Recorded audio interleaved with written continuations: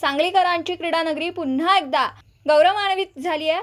Power lifting या क्रीडा प्रकारात उल्लेखनीय कामगिरी करणारा अमित पाटील यांना मेजर ध्यानचंद महाराष्ट्र क्रीडारत्न पुरस्कार 2025 ने सन्मानित करण्यात आला।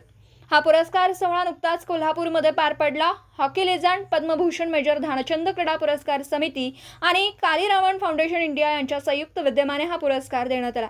गेल्या 5 वर्षांपासून अमित पाटील हे पॉवर लिफ्टिंग क्षेत्रात उत्कृष्ट कामगिरी करतात। त्यांच्या या मेहनतीला आणि प्रावीण्याला मान्यता देत त्यांना हा मानाचा पुरस्कार मिळाला। अमित पाटील यांना या प्रवासात कोच विशाल देवकर, मार्गदर्शक विशाल जाधव आणि मोहन चौगुले यांचं विशेष मार्गदर्शन लाभलं। सांगलीकरांसाठी ही अभिमानाची बाब ठरली आहे। अमित पाटील यांचे आनंद बोल। मला मेजर ध्यानचंद महाराष्ट्र क्रीडारत्न पुरस्कार मिळाल्याचा खूप आनंद आणि अभिमान वाटतो। हा पुरस्कार माझ्या मेहनतीला आणि सातत्याला मिळालेली दाद आहे।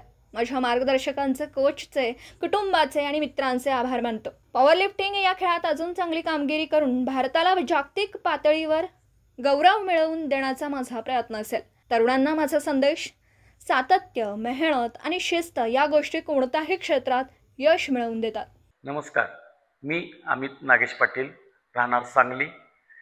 मी गेली 15 वर्ष व्यायाम करत होतो। व्यायाम करताना व्यायाम करणे, काम करणे ह्या गोष्टी माझ्या चालू होत्या।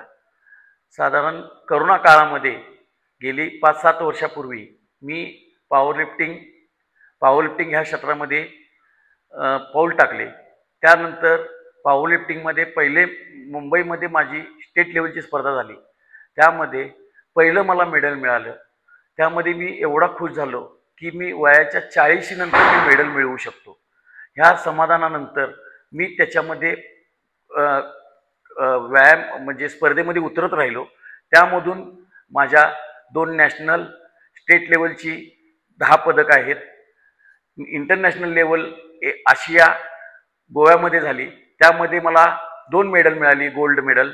त्यामध्ये मी एशिया स्ट्रॉंगमॅन किताब मला मिळाला। त्यामध्ये ह्या सर्व गोष्टीचं गांभीर्य लक्षात घेऊन मला मेजर ध्यानचंद पुरस्कार जाहीर झाला। तो पुरस्कार 29/8/25 रोजी कोल्हापूर येथे मला तो पुरस्कार सर्वांच्या समक्ष प्रदान करण्यात आला। त्यामध्ये मी खूप समाधानी आणि खूप खुश झालो की मी ह्या एजमध्ये हे मी करून दाखवलो। दिवसभरातील घडामोडींचा आढावा घेण्यासाठी पाहत रहा N24 मराठी न्यूज चॅनल।